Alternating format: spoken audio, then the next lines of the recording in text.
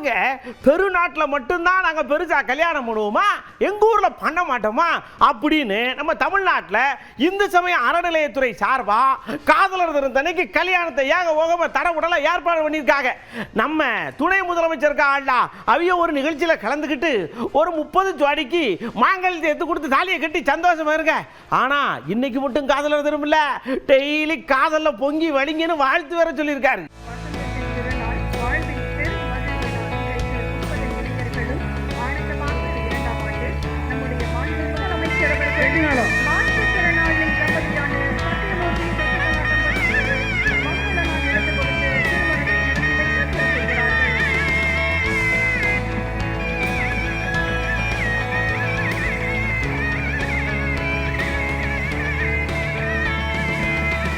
அதுவும் இன்றைக்கு மிக மிக முக்கியமான நாள். இன்னைக்கு காதலர் தினம். இதை சொன்னா சில பேர் கோபம் வரும். அவங்களாம் காதலர் தினத்தை கொண்டாடக்கூடாதுன்னு சொல்லுவாங்க. காதலர் தினத்தை கொண்டாடாமல் இருக்க முடியுமா? ஒவ்வொரு நாளுமே காதலர் தினம்தான்.